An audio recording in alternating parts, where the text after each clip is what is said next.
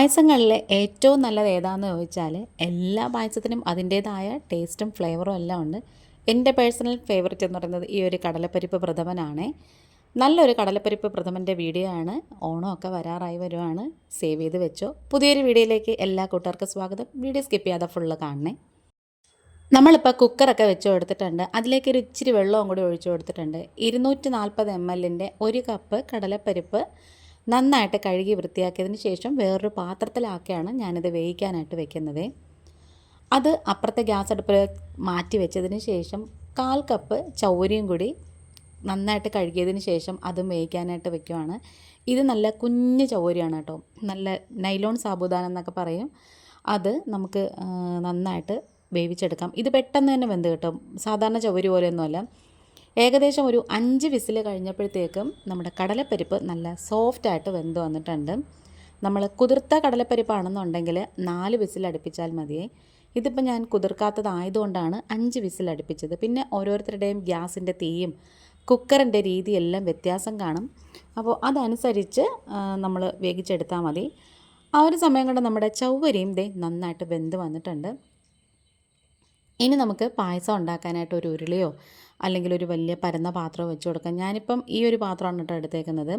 പൊതുവേ ഞാനിവിടെ പായസമൊക്കെ ഉണ്ടാക്കുന്നത് വിറകടുപ്പിലാണ് കേട്ടോ. അത് നമ്മൾ ഒത്തിരി നമ്മുടെ ഫാമിലി മെമ്പേഴ്സ് എല്ലാം വരുമ്പോഴായാലും അല്ലാത്തപ്പോൾ ആയാലും വിറകടുപ്പിലാണ് ഉപയോഗിക്കുന്നത്. ഇന്നിപ്പോൾ എന്തായാലും ഞാനിത് ഗ്യാസിലാണ് കേട്ടോ ഉണ്ടായി കാണിക്കുന്നത്. നല്ല വെട്ടമൊക്കെ ഈ ഒരു ഭാഗത്താണ് എനിക്ക് ട്രൈപോഡ് വെക്കുമ്പോൾ കിട്ടുന്നത്. ഇനി ഒരു സ്മാഷറോ ഉണ്ട്. നന്നായിട്ടതൊന്ന് നന്നായിട്ട് ഉടച്ചെടുക്കണം. ഇപ്പോൾ ഗ്യാസ് കത്തിച്ചിട്ടില്ല. നമ്മളിത് ഉടച്ചെടുക്കുന്ന സമയത്ത് ഗ്യാസ് കത്തിക്കേണ്ട കേട്ടോ. അതൊക്കെ കഴിഞ്ഞിട്ട് ഗ്യാസ് കത്തിച്ചാൽ മതി. ഇനി നമുക്ക് ആ ഒരു ചൗവരി ഉണ്ടല്ലോ അതും കൂടി ചേർത്ത് കൊടുക്കാം. ഈ ചൗവരി ചേർക്കുമ്പം ഈ കടലപ്പരിപ്പ് പായസത്തിൻ്റെ ഒരു പ്രത്യേക ടേസ്റ്റ് കിട്ടും. അത് നല്ല വലിയ മുട്ടൻ ചൗവരിയാണെങ്കിൽ നല്ലതാണ്. അത് കുറച്ചുകൂടെ കാണാൻ എടുത്തറിയും. ഇതിപ്പം കുഞ്ഞു ചൗവരിയാണ് ഞാൻ ഇട്ടേക്കുന്നത്.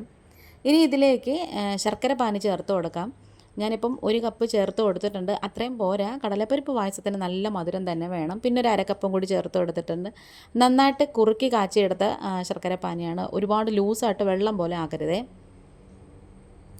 അതുപോലെ നല്ല കറുത്ത ശർക്കര ഇട്ടാണെങ്കിൽ അതാണ് നല്ലത്. ഇതിലേക്ക് 1 ടീസ്പൂൺ നെയ്യും കൂടി ചേർത്ത് കൊടുക്കാം. എന്നിട്ട് ഇത് നന്നായിട്ടൊന്ന് കുറുക്കിയെടുക്കണം. അത് കഴിഞ്ഞതിന് ശേഷമാണ് കേട്ടോ നമ്മൾ പാലൊക്കെ ഒഴിച്ചു കൊടുക്കേണ്ടത്. അതിങ്ങനെ നന്നായിട്ട് കുറുകി വരുമ്പോൾ തന്നെ നമുക്ക് നല്ലൊരു മണം അറിയാൻ പറ്റും. കാരണം ആ ഒരു ശർക്കരയുടെയും കടലപ്പരിപ്പിൻ്റെയും നെയ്യുടെയൊക്കെ നല്ലൊരു മണം വരും.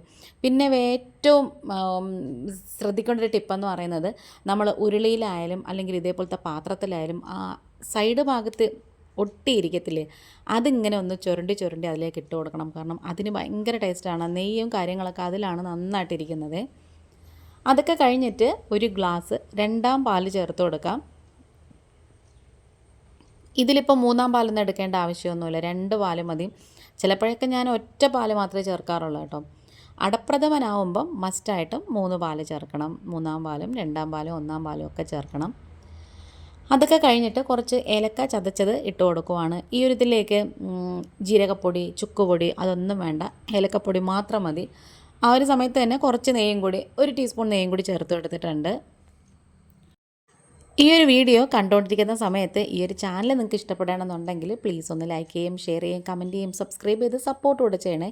ഞാനിപ്പോൾ ഒഴിച്ചത് 2ാം പാലിരുന്ന പാത്രത്തിൽ ഒരിച്ചിരി കടലപ്പരിപ്പ് വേവിച്ച വെള്ളം ബാക്കിയുണ്ടായിരുന്നു. ഒരു 1/4 കപ്പേ ഉണ്ടായിരുന്നുള്ളേ.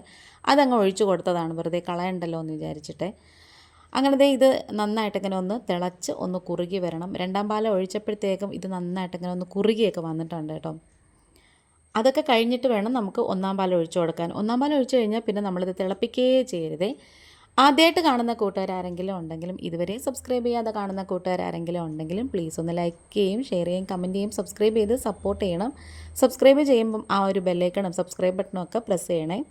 എങ്കിൽ മാത്രമേ ഞാനിടുന്ന നെക്സ്റ്റ് വീഡിയോസൊക്കെ നോട്ടിഫിക്കേഷനായിട്ട് നിങ്ങൾക്ക് കിട്ടത്തുള്ളൂ. 1ാം പാൽ ഒഴിച്ചതിന് ശേഷം നമ്മൾ കൈ കൊണ്ട് നന്നായിട്ടിങ്ങനെ നല്ല സ്പീഡിലൊന്ന് ഇളക്കി കൊടുക്കണം. ഇതിനി തിളയ്ക്കാനൊന്നും പാടില്ല. നന്നായിട്ടിങ്ങനെ ഒന്ന് സ്പീഡായിട്ടൊന്ന് ഇളക്കി കൊടുത്താൽ മാത്രം മതി. തീ നല്ല സിമ്മിൽ തന്നെ വെച്ചേക്കണേ. ശരിക്കും പറഞ്ഞാൽ ഇതിങ്ങനെ നടുഭാഗത്തൊരു ചെറിയൊരു കളർ ചേഞ്ച് വരുമ്പം നമുക്ക് ഗ്യാസ് അങ്ങ് ഓഫ് ചെയ്ത് വെക്കാമേ. ഒന്നാം പാൽ ഒഴിച്ചിട്ട് തിളച്ച് കഴിഞ്ഞാൽ പായസത്തിൻ്റെ ടെക്സ്ചറും ടേസ്റ്റും തന്നെ അങ്ങ് മാറിപ്പോവും. അതങ്ങ് മാറ്റി വെച്ചതിന് ശേഷം നമുക്കൊരു കുഞ്ഞ് കൈച്ചട്ടി വെച്ച് കൊടുക്കാം. അതിലേക്ക് നെയ്യ് ഒഴിച്ചു കൊടുക്കാം. 1 ടേബിൾ സ്പൂൺ നെയ്യ് ഒഴിച്ച് കൊടുത്തിട്ടുണ്ട്. അതിലേക്ക് ഉണക്കത്തേങ്ങയാണ് ചേർത്ത് കൊടുക്കുന്നത്. കൊട്ടത്തേങ്ങ അല്ല കേട്ടോ, അതാണെങ്കിൽ കുറച്ചുകൂടെ നല്ലതായിരുന്നു. ഇത് നല്ല ഡ്രൈ ആയിട്ടുള്ള ഉണക്കത്തേങ്ങയാണ് കേട്ടോ. അത് നമ്മൾ സിമ്മിലിട്ടിട്ട് ഇച്ചിരി സമയം എടുത്തതിന് നല്ല ചുവക്ക ഒന്ന് വറുക്കണം കേട്ടോ. ഇതുപോലെ ഇപ്പം കളർ മാറിയിട്ടുണ്ട്. ഇത്ര ആയാൽ പരം കുറച്ചും കൂടെ ഒന്ന് വറുത്തെടുക്കണം. പിന്നീട് നമ്മൾ പായസം കഴിക്കുമ്പം ഈ ഒരു തേങ്ങാക്കൊത്തൊക്കെ എടുത്ത് കഴിക്കാൻ നല്ല ടേസ്റ്റാണ് കേട്ടോ. ഇതിപ്പം ഏകദേശം ഈ ഒരു പരുവായി വരുമ്പോഴത്തേക്കും നമുക്ക് ഉണക്കമുന്തിരിയും കൂടി ചേർത്ത് കൊടുക്കാം. അതും നമ്മുടെ ആവശ്യത്തിന് ഓരോരുത്തരുടെയും ഇഷ്ടത്തിനനുസരിച്ച് നമുക്ക് ഉണക്കമുന്തിരിയും തേങ്ങാക്കൊത്തും കശുവണ്ടിപ്പരിപ്പും ചേർത്ത് കൊടുക്കാം. മുന്തിരി ചെറുതായിട്ട് ഇങ്ങനെ ബബിളായിട്ട് വരുമ്പോഴത്തേക്ക് നമുക്ക് കശുവണ്ടിപ്പരിപ്പും കൂടി ചേർത്ത് കൊടുക്കാമേ. അതിങ്ങനെ ഒരു ലൈറ്റ് ഗോൾഡൻ ബ്രൗൺ ആവുന്നത് വരെ നമ്മളിത് മൂപ്പിച്ചെടുക്കണം.